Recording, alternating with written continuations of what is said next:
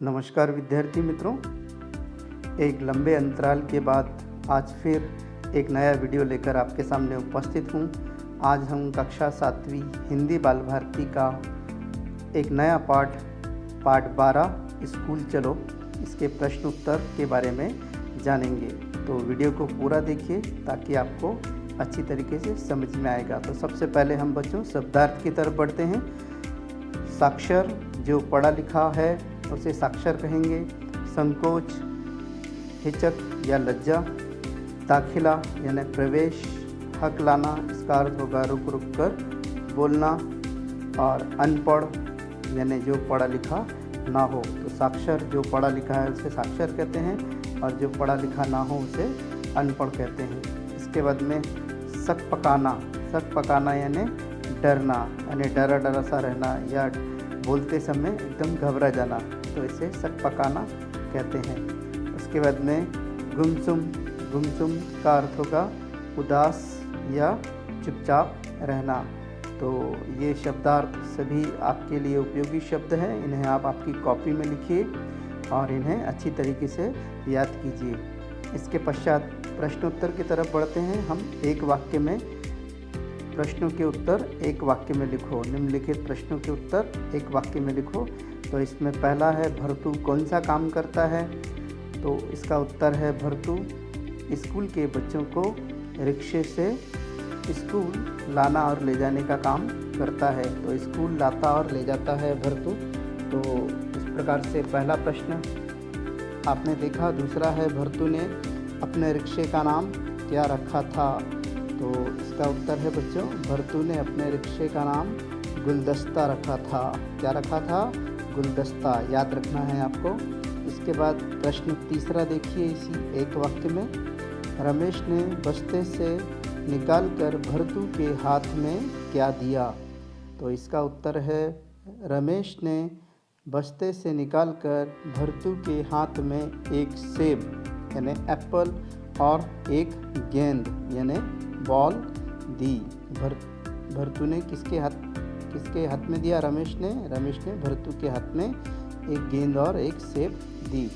इसके बाद में चौथा प्रश्न है, भरतू को पढ़ाने का निश्चय किसने किया? तो भरतू को पढ़ने की इच्छा थी। उसकी इच्छा को देखकर भरतू को पढ़ाने का निश्चय रमेश की माँ सरिता देवी ने किया।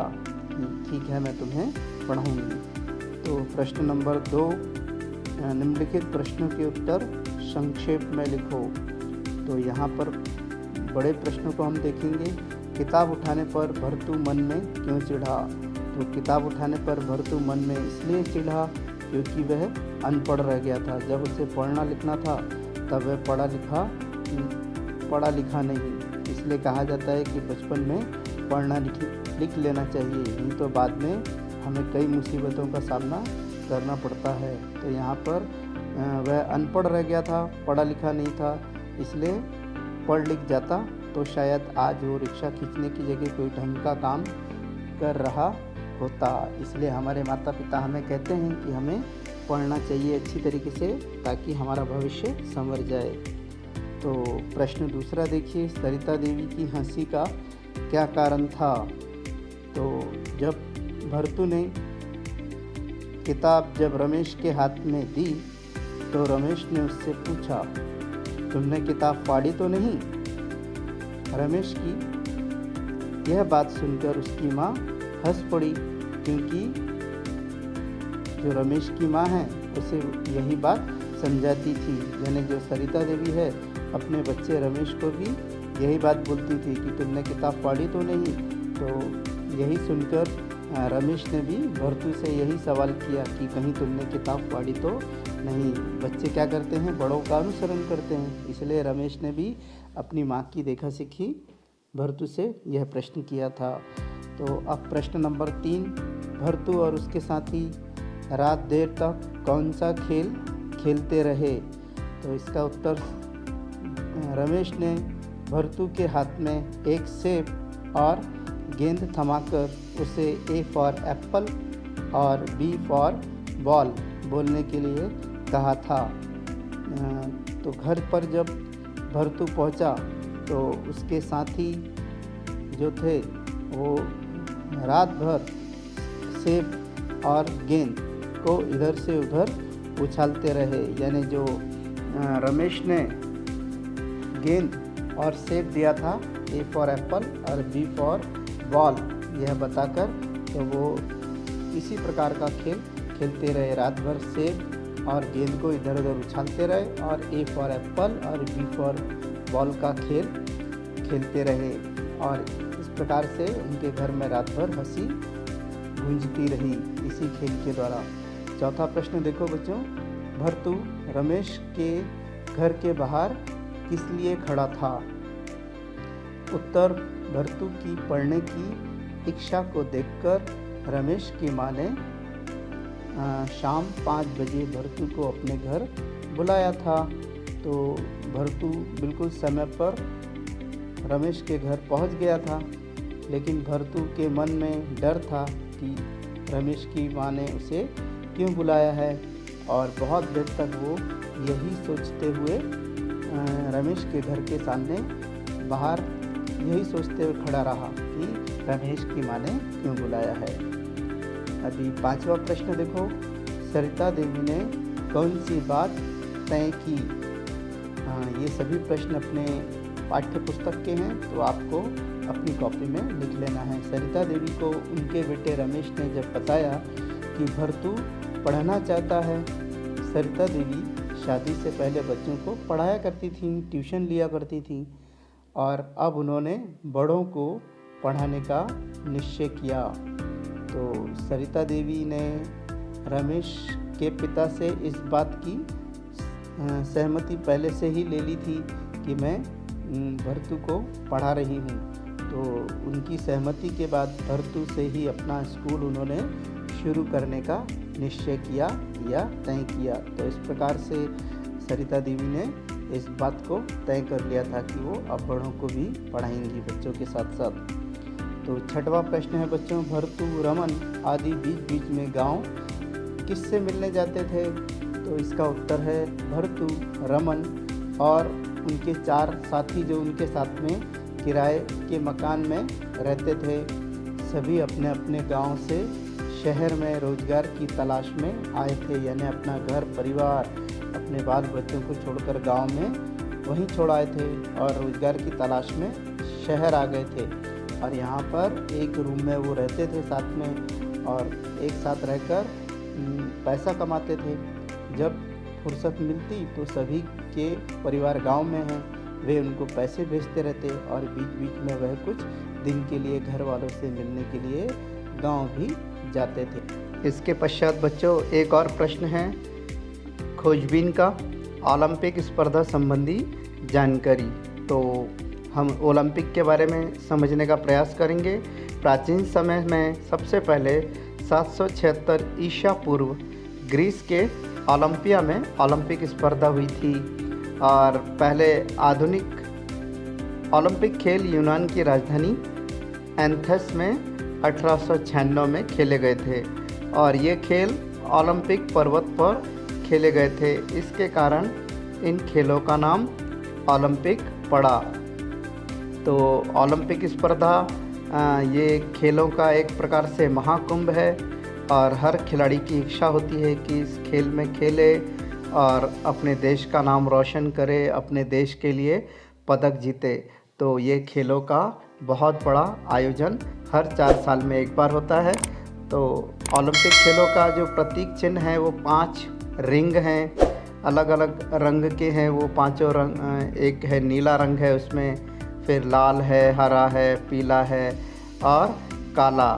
तो यह 5 रंगों का जो रिंग है, ये 5 रिंग 5 दुनिया के महाद्वीपों Asia, Europe, Africa, north America और साउथ अमेरिका को इस प्रतीक के द्वारा दर्शाया जाता है। यानी इन 5 महाद्वीप की याद दिलाई जाती है इस रिंग के द्वारा।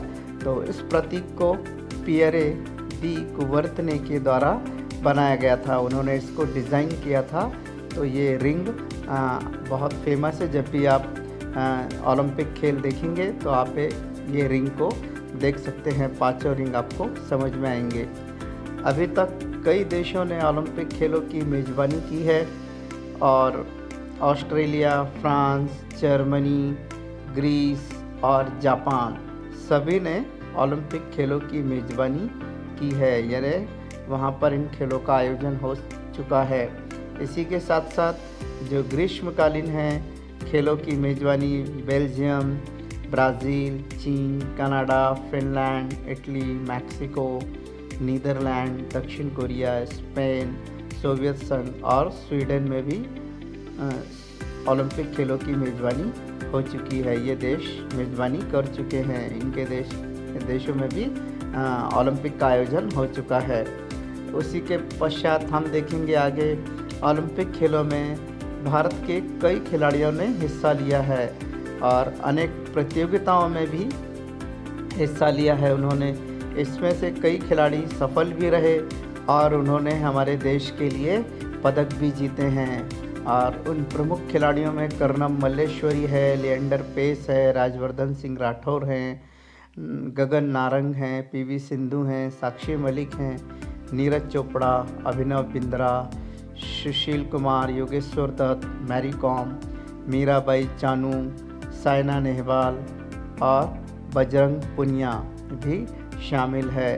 और इन सभी खिलाड़ियों ने अपनी अपनी जो प्रतियोगिताएं हैं, जो खेल ये लोग खेलते हैं, उसमें एक बहुत अच्छा श्रेष्ठ प्रदर्शन कर हमारे देश के लिए एक गौरवपूर्ण स्थान दिलाया, हमारे देश को पदक दिलाए।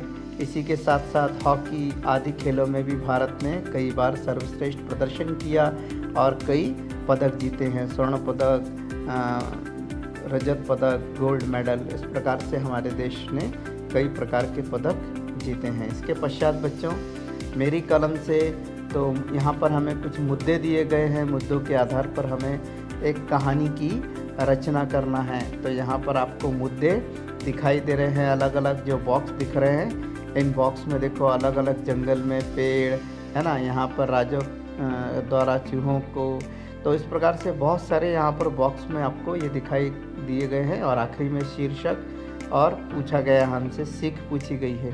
तो इस मुद्दों के आधार पर हमने कहानी की रचना की है। आप कहानी का आनंद लीजिए और अपनी कॉपी में लिखिए। एक बहुत बड़ा घना जंगल था, जंगल में एक बहुत बड़ा पेड़ था। उस पेड़ के नीचे बहुत सारे चूहे रहते थे और वो चूहे अपने राजा के साथ में रहते थे, यानी राजा एक प्रकार का वहाँ पे राज्य था चूहों का पेड़ के नीचे। तो राजा हमेशा ही चूहों को दया और परोपकार करने की सलाह देते थे, क्योंकि राजा भी बहुत परोपकारी थे और दयालु व्यक्ति थे, दयालु चूहा था, सॉरी। एक दिन पानी की तलाश में हाथियों का एक बहुत बड़ा झुंड उस जंगल में आ गया और हाथियों के आने से चूहों को बहुत नुकसान हुआ। तो जब हाथी आ गए तो चूहों में भगदड़ मच गई और कई चूहों को अपनी घरों को उनके नष्ट हो गए, तबाह हो गए। तो इससे उन्हें बहुत तकलीफ़ हुई। उन्होंने तुरंत अपने राजा से कहा कि हमारी रक्षा करो।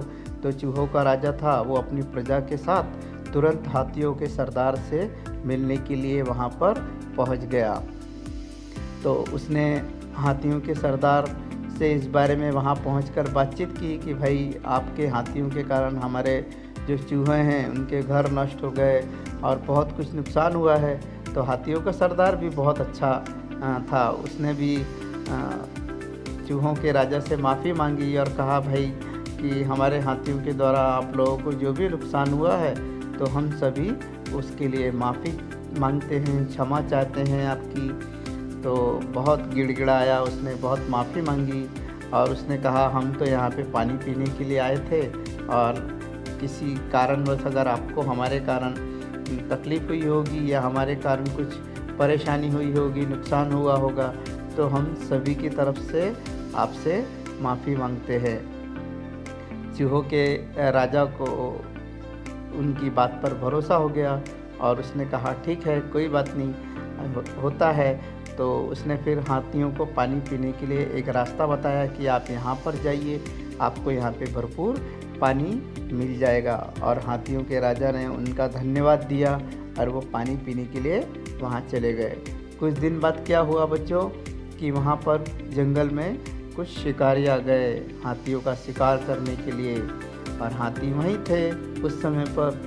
और जब वो जंगल में आए तो उन्होंने देखा यहाँ पर तो हाथी हैं बहुत सारे, और उन्होंने हाथियों को शिकार के लिए बड़े बड़े जाल फंसा दिए, और वो हाथी बेचारे उस जाल में फंस गए। तब हाथियों के राजा ने वहाँ पर एक चिड़िया बैठी थी, और उस चिड़िया को एक संदेश दिया कि जाकर वहाँ पर चूहों के राजा है, उन्हें हमारा ये संदेश पहुँचा दो। तो चिड़िया ने जाकर चूहों के राजा को बताया। तो चूहों के राजा तो पहले दयालु थे, परोपकारी थे, तो वे अपनी प्रजा के साथ में वहाँ पर गए। हाथियों के जो जाल थे उनको सबने चूहों ने मिलकर काट दिया, हाथियों को आज़ाद कर दिया, और वो सभी चूहे जो हाथी थे आज़ाद हो गए। सबने बहुत बहुत धन्यवाद माना, आभार माना। तो बच्चों, आपने ये कहानी सुनी, इस कहानी से हमें क्या सीख मिलती है कि हमें किसी का उपकार भूलना नहीं चाहिए। बुरे दिन आने पर भी अपने आश्रयदाता का परित्याग नहीं करना चाहिए। यानी हमें कभी भी परोपकार की भावना हमारे मन में होनी चाहिए। कभी कोई अगर हमारे ऊपर एहसान करता है तो उसका आभार व्यक्त करना, उसके प्रति कृतज्ञता व्यक्त करना हमारा परम धर्म है। तो बच्चों, अगर आपको ये वीडियो पसंद आया है तो इसे लाइक करो, सब्सक्राइब करो और अपने मित्रों को शेयर करो। और यदि आप किसी विषय पर वीडियो बनवाना चाहते हैं तो आप हमें निश्चित रूप से बताइए, हम आपके पसंद का वीडियो बनाएंगे और जल्दी से जल्दी आपका वीडियो बनाकर भेजेंगे। तो बच्चों, मिलते हैं हम अगले वीडियो में। Bye bye.